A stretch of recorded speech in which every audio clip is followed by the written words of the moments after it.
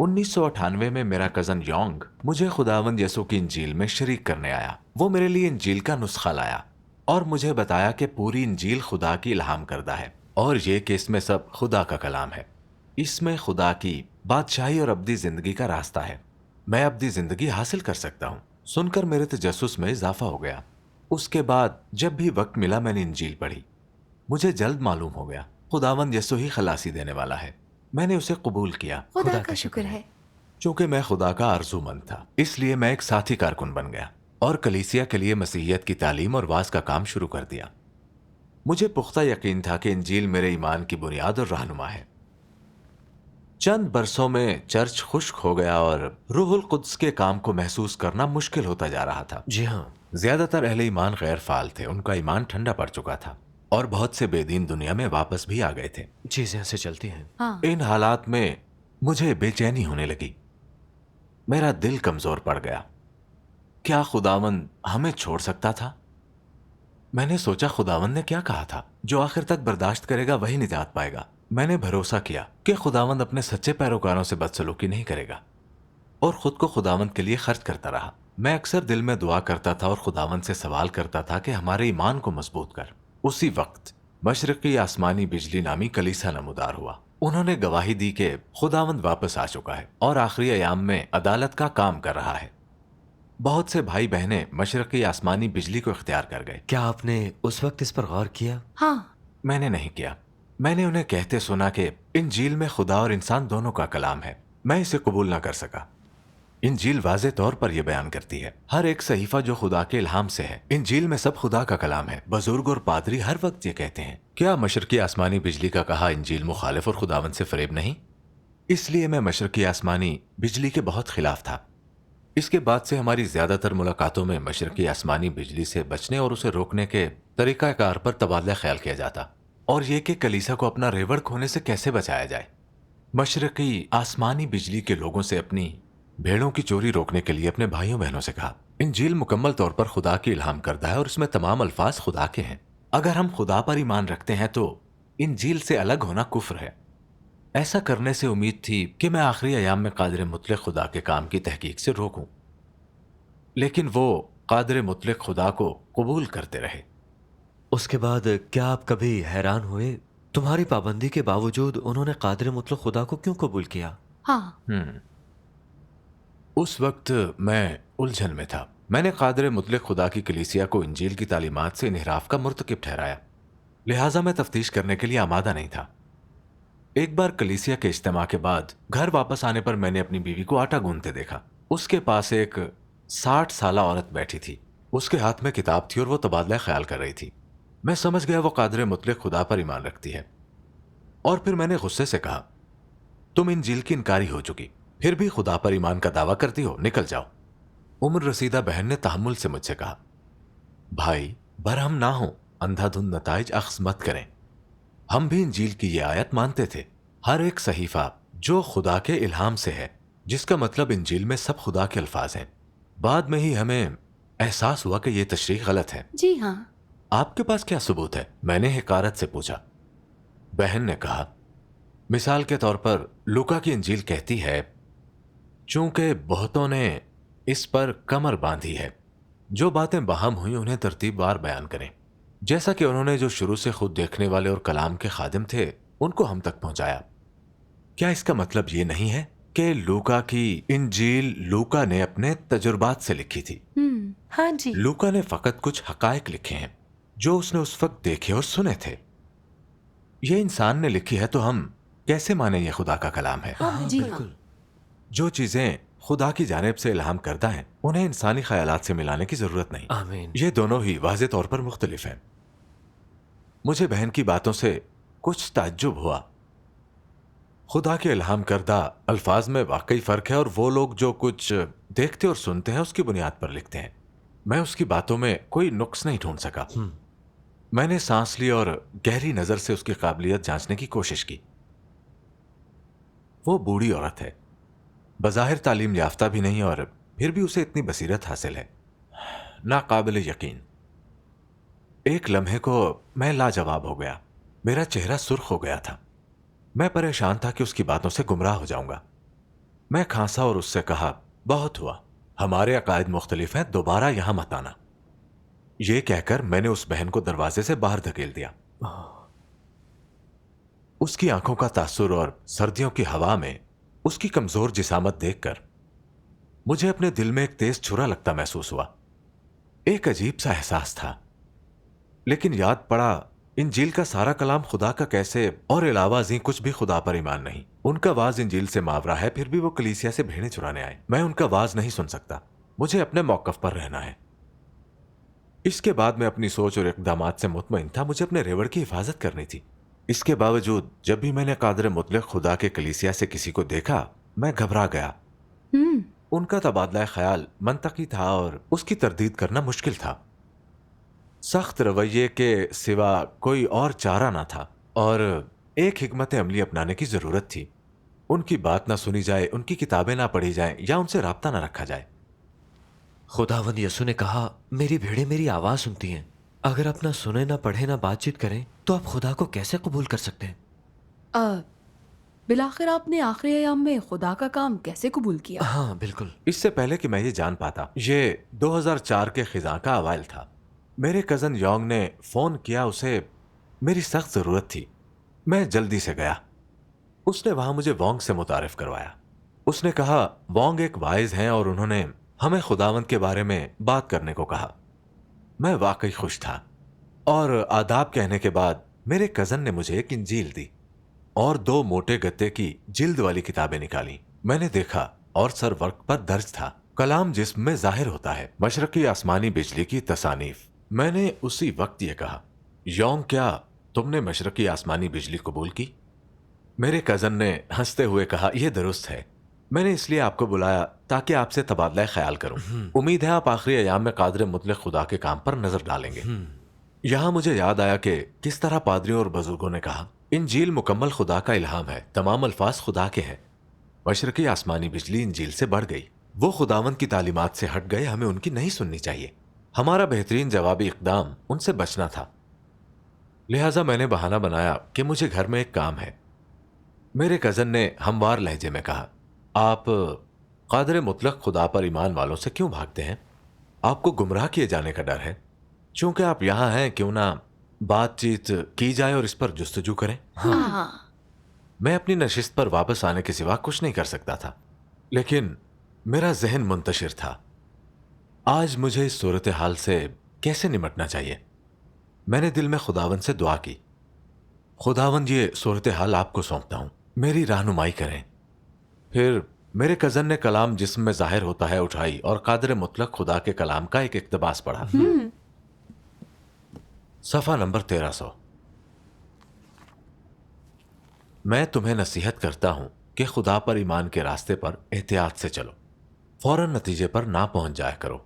मजीद ये कि खुदा पर अपने ईमान में लापरवाह और बेफिक्र ना रहो।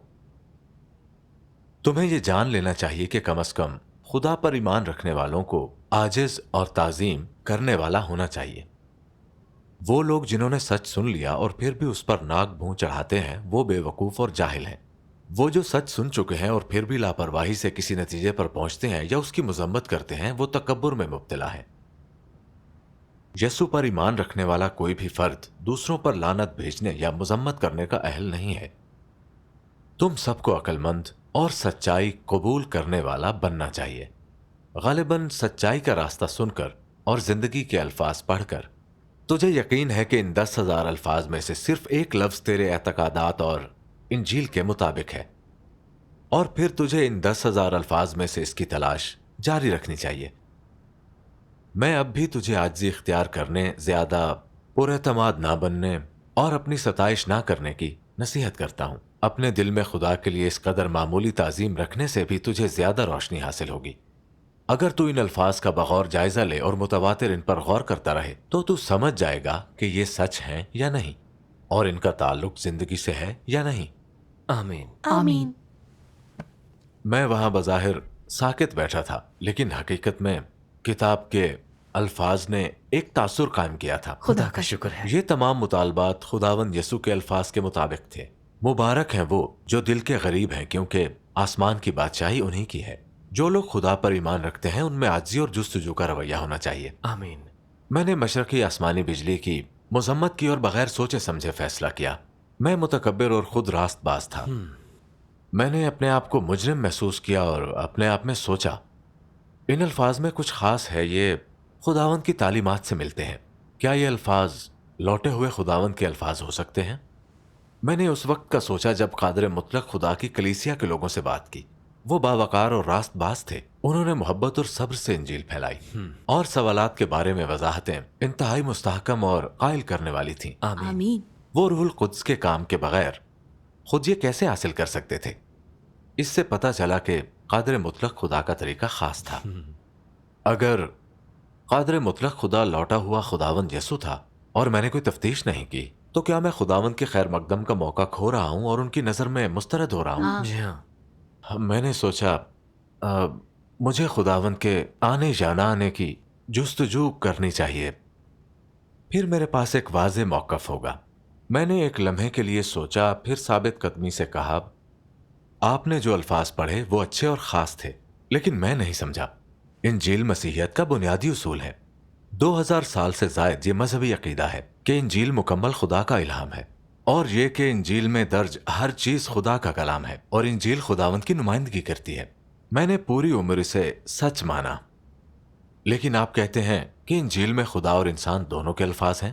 کیا یہ انجیل سے تضاد نہیں ہے؟ یہ خداوند کا انکار ہے, اس سے منہ موڑنا مکروہ کفر ہے. برادر وانگ نے تحمل سے کہا, یہ کہنا انجیل مکمل خدا کا الہام ہے, کیا یہ حقیقت سے میل کھاتا ہے؟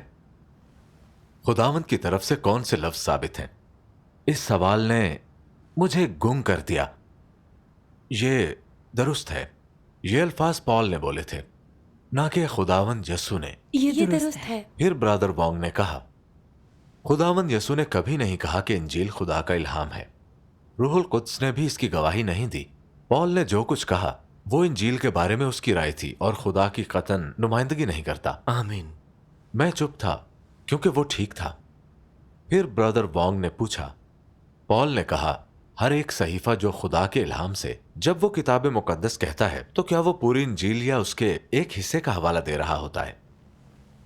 میں نے سوچا اس کا مطلب پوری انجیل تھا.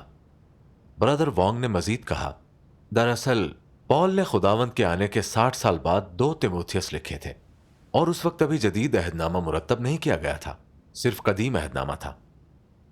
خداوند کے آنے کے 90 سال بعد یوحنا نے وہ مکاشفے لکھے جو پتمس کے جزیرے پر کشف ہوئے, جو بعد میں کتاب وحی بن گئی. خداوند کے آنے کے 300 سال بعد نیقیہ میں ایک نشست میں مختلف ممالک کے مذہبی رہنماؤں نے 4 انجیلوں کا انتخاب کیا, اور شاگردوں کے خطوں کی ایک بڑی تعداد میں سے کچھ خطوط اور یوحنا کی کتاب وحی کے ساتھ عہد نامہ جدید میں ان کو مرتب کیا تھا. اس کے بعد انہوں نے پرانے اور نئے عہد نامے کو ایک کتاب میں جوڑ دیا. یہ قدیم اور جدید عہد نامہ ہے جو ہم آج پڑھتے ہیں. عہد نامہ جدید 300 عیسوی کے بعد مرتب ہوا, اور پال نے 60 عیسوی کے بعد 2 تیموتھیوس لکھے, جو عہد نامہ جدید کے 200 سال سے ما قبل کی بات ہے. اس سے ہم دیکھ سکتے ہیں جب پال نے کہا کہ ہر ایک صحیفہ جو خدا کے الہام سے اس کی مذکورہ کتاب مقدس میں جدید عہد نامہ شامل نہیں تھا. یہ سننے کے بعد میں سر ہلائے اور یہ کہے بغیر نہ رہ سکا, جس کتاب مقدس کی بات پال نے کی اگر اس میں نیا عہد نامہ نہیں تھا تو یہ قدیم عہد نامہ ہونا چاہیے. برادر وانگ نے کہا, جی ہاں, تاہم قدیم عہد نامہ بھی خدا کی طرف سے الہام کردہ نہیں تھا. جب ہم قادر مطلق خدا کے الفاظ پڑھیں گے تو یہ واضح ہو جائے گا. صفحہ نمبر 859. تجھے لازمی معلوم ہونا چاہیے کہ بائبل میں کتنے حصے شامل ہیں. قدیم عہد نامے میں پیدائش اور خروج اور پیشن گوئی کی کتابیں بھی ہیں جو نبیوں نے لکھی ہیں. آخر میں پرانا عہد نامہ ملاکی کی کتاب کے ساتھ ختم ہوتا ہے. پیشن گوئی کی یہ کتابیں انجیل کی دوسری کتابوں سے بالکل مختلف تھیں. یہ وہ الفاظ تھے جو ان لوگوں کی طرف سے کہے یا لکھے گئے جنہیں پیشن گوئی کی روح عطا کی گئی تھی, ان لوگوں کے ذریعے جنہیں یہوہ کی طرف سے تصورات یا آواز ملی. پیشن گوئی کی کتابوں کے علاوہ باقی محض وہ سب مندرجات تھے جو یہوہ کے کام کے اختتام پر لوگوں نے تیار کیے. یہ کتابیں یہوہ کے اٹھائے گئے نبیوں کی بیان کردہ پیشن گوئی کا نیم البدل نہیں ہو سکتی, بالکل جیسے پیدائش اور خروج کی کتابوں کا दानियाल और यसाया की किताबों से मवाजना नहीं किया जा सकता। पेशन गोइयां काम मुकम्मल होने से पहले की गई थीं। दूसरी किताबें इस दौरान काम खत्म होने के बाद लिखी गई थीं, जो वो काम था कि लोग जिसके काबिल थे। इंजील में मौजूद हर चीज खुदा के जाती अल्फाज का मजमुआ नहीं, ये सिर्फ खुदा के काम के पिछले 2 मराहिल का रिकॉर्ड है, जिसमें से एक हिस्सा अंबिया की पेशन गोई का रिकॉर्ड है और एक हिस्सा तजुर्बात और इल्म का है, जो उन लोगों ने लिखा है जिन्हें खुदा ने तमाम अदवार में इस्तेमाल किया। इंसानी तजुर्बात इंसानी आरा और इल्म से दागदार होते हैं, ये बात नागुज़ीर है। इंजील की बहुत सी किताबों में इंसानी तसव्वुरात और तासुबात और इंसानों की लग़ फहम मौजूद है। बिलाशुबा ज्यादातर अल्फाज रूहुल कुद्स की आगही से आते हैं और वही दुरुस्त फहम है। फिर भी यह नहीं कहा जा सकता कि वो सच्चाई का मुकम्मल दुरुस्त इजहार है। बाज चीजों पर उनके ख्यालात महज ये इल्म महज जाती तजुर्बे या रूहुल कुद्स की आगही से है। अंबिया को पेशन गोइयों की हिदायत खुद खुदा देता था। यसाया, दानियाल, अज़रा, यर्मिया और हिस्कियल की पेशन गोइयां रूहुल कुद्स की बराह रास्त हिदायत से आई थीं। ये लोग असहाबे बसीरत थे, उन्हें नबूवत की रूह मिली थी और ये सब अहदनामा कदीम के नबी थे। कानून के दौर में इन लोगों ने, जिन्होंने यहोवा का इल्हाम हासिल किया था, बहुत सी पेशन गोइयां की, जिनकी हिदायत बराह रास्त यहोवा की तरफ से थीं। आमीन। आमीन। इसके बाद ब्रदर वोंग ने बयान जारी रखा। कादर मुतलक खुदा के अल्फाज वाज़े हैं। नबियों की पेशन गोइयां रूहुल कुद्स की जानिब से जाती तौर पर तालीम दी गई और नबियों की तरफ से पहुंचाई गई थी। ये खुदा के अल्फाज हैं और खुदा का असल मकसद बयान करते हैं। इल्हाम करदा अल्फाज हमेशा इंजील में वाज़े निशान ज़दा हैं। मसलन यसाया के शुरू में यह कहा गया कि यसाया बिन आमूस की रोया।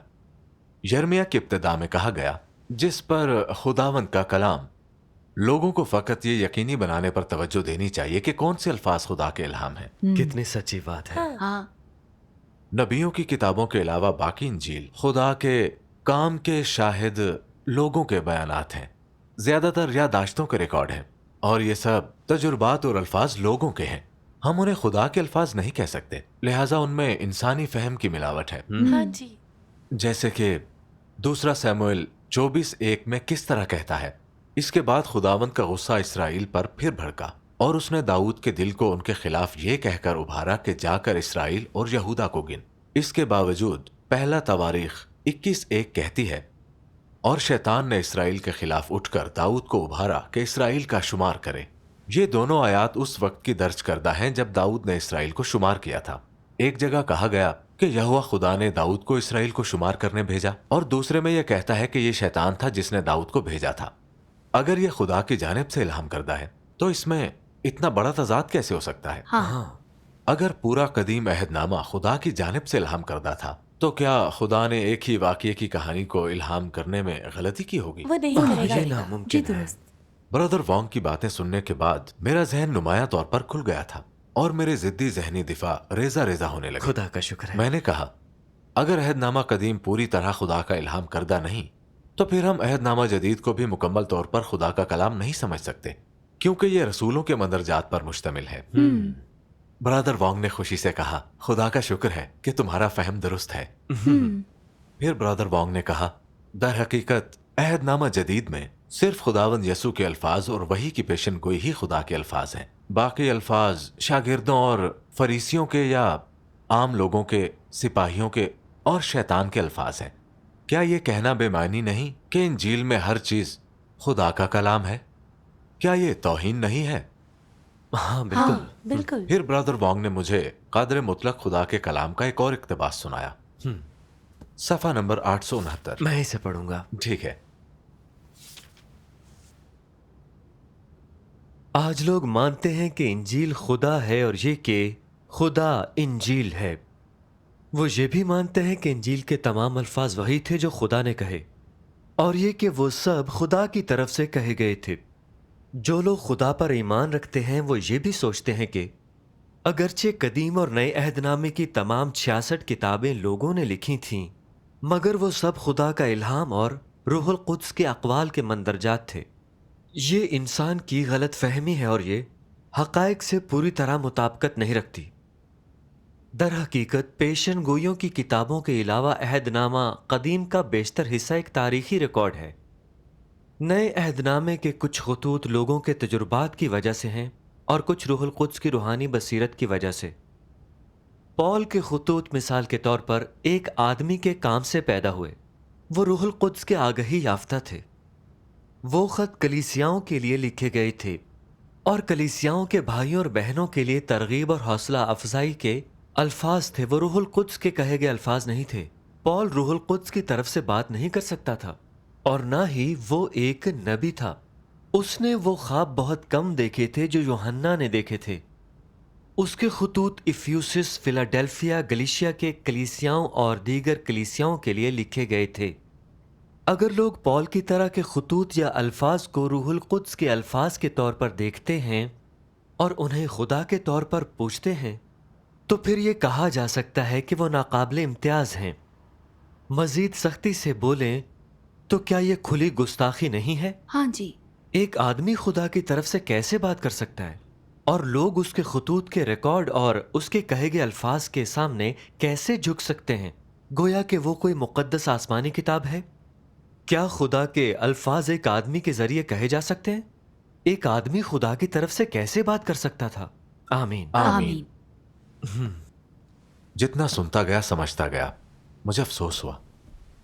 میں ان الفاظ کا سیاق و سباق نہیں سمجھ سکا جو پال نے کہے تھے۔ میں نے سوچا کہ انجیل مکمل خدا کا الہام ہے اور اس کے تمام الفاظ خدا کے ہیں اور انجیل پر یقین خدا پر ایمان ہے۔ یہ تشریح بہت بے تکی تھی۔ ہاں۔ میں نے اصرار کیا کہ لوگوں کے الفاظ کو خدا کا کلام سمجھیں اور یہی میرے ایمان کی بنیاد تھی۔ کیا یہ خداوند سے جدا نہیں؟ ہاں جی، ہزاروں سال سے مذہبی دنیا نے اس نظریے کو برقرار رکھا ہے۔ یقین تھا کہ انجیل خدا کا الہام ہے، اس سے چمٹے رہے۔ ہاں جی۔ اگر قادر مطلق خدا نے سچائی کا اظہار نہ کیا ہوتا کہ انجیل واقع کیا ہے تو ہم میں سے کوئی بھی اس تصور سے نہیں بچ سکے گا اور ہم انجیل کو خدا سمجھتے رہیں گے۔ ہاں جی۔ پھر برادر وانگ نے بیان کرتے ہوئے کہا کہ انجیل فقط خدا کے کام کا ثبوت ہے اور یہ ایک تاریخی کتاب ہے۔ انہوں نے کہا کہ یہ قانون اور فضل کے ادوار میں خدا کے کام کا اندراج ہے۔ کتاب خدا کا درجہ نہیں رکھتی۔ ہاں۔ چنانچہ خداوند یسوع نے فریسیوں کو ڈانٹتے ہوئے کہا، تم کتاب مقدس میں ڈھونڈتے ہو کیونکہ سمجھتے ہو کہ اس میں ہمیشہ کی زندگی تمہیں ملتی ہے اور یہ وہ ہے جو میری گواہی دیتی ہے، پھر بھی تم زندگی پانے کے لیے میرے پاس آنا نہیں چاہتے۔ آمین۔ جی ہاں، انجیل صرف خدا کا ایک ثبوت ہے، یہ ابدی زندگی نہیں رکھتی ہے۔ صرف خدا ہی لوگوں کو ابدی زندگی دے سکتا ہے۔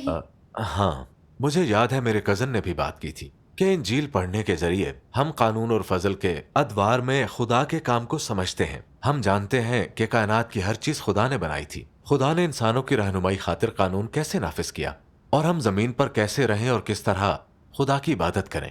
ہم جانتے ہیں کہ گناہ کیا ہے، کیسے لوگوں پر خدا برکت اور لعنت کرتا ہے۔ ہمیں گناہ تسلیم اور خداوند سے توبہ کا طریقہ معلوم ہے، کیسے عاجز، متحمل، معاف کرنے والا بنا جائے اور کیسے اپنی صلیب اٹھا کر خداوند کی پیروی کی جائے۔ ہم مشاہدہ کرتے ہیں خداوند یسوع کی لامتناہی ہمدردی کا۔ سمجھتے ہیں یہ خداوند یسوع پر ایمان لانے اور اس کے سامنے آنے سے ممکن ہے کہ ہم خدا کے وافر فضل اور سچائی سے لطف اندوز ہو سکتے ہیں۔ لیکن آخری ایام میں خدا کن سچائیوں کا اظہار کرتا ہے اور خدا کیسے عدالت اور انسان کی بدعنوانی پاک کرے گا اور کیسے ہمارے گناہ کا حل کرے گا، ہمیں ذرا سا بھی خیال نہیں، کیونکہ یہ سچائیاں انجیل میں درج نہیں تھیں۔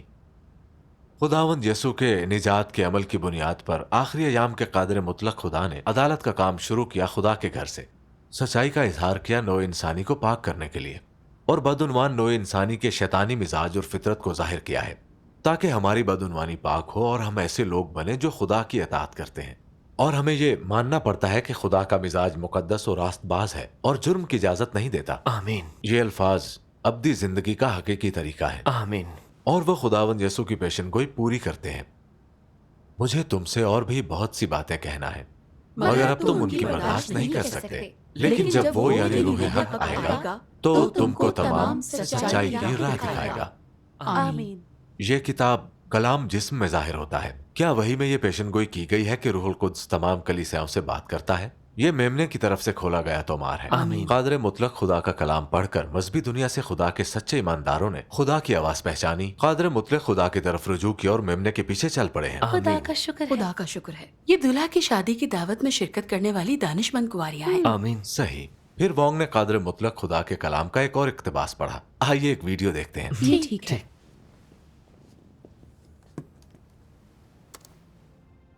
قادر مطلق خدا کہتا ہے، آخری زمانے کا مسیح زندگی لائے گا اور سچائی کا دیرپا اور جاویداں طریقہ لائے گا۔ یہ وہ سچا راستہ ہے جس سے بشر زندگی حاصل کرتا ہے، اور یہی واحد راستہ ہے جس کے ذریعے بشر خدا کو جانے گا اور اس سے توثیق پائے گا۔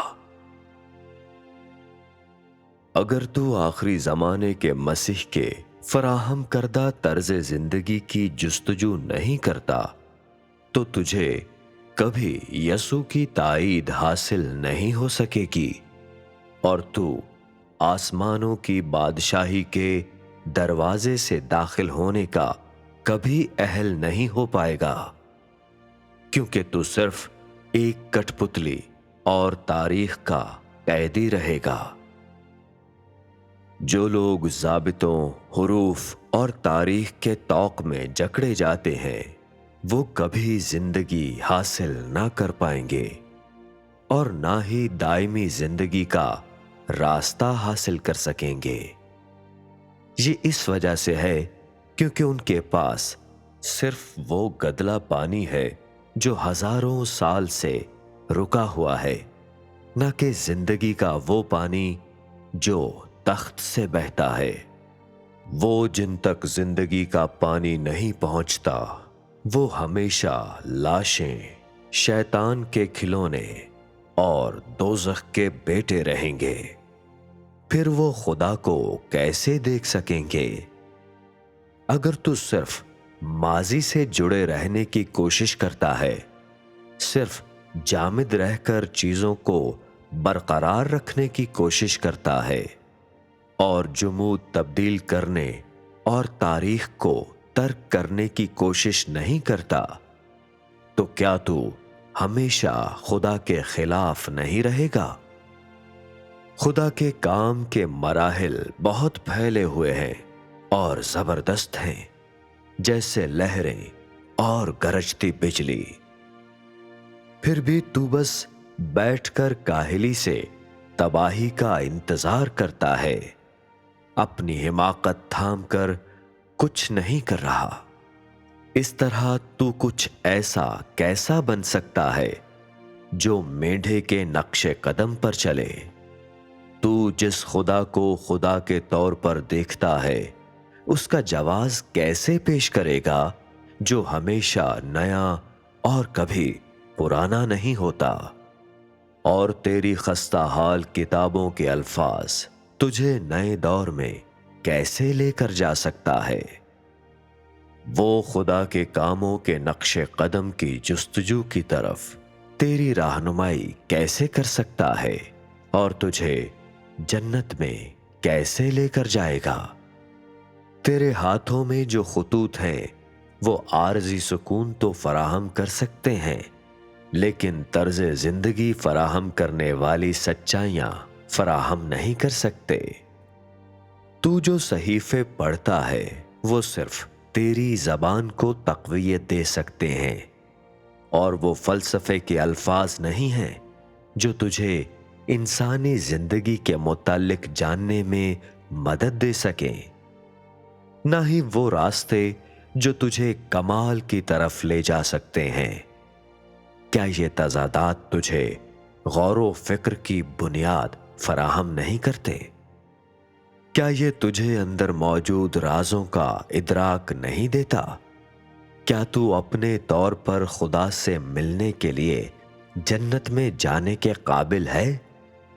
خدا کی آمد کے بغیر کیا تو خدا کے ساتھ خاندان والی خوشیوں سے لطف اندوز ہونے اپنے آپ کو جنت میں لے جا سکتا ہے؟ کیا تو اب بھی محو خواب ہے؟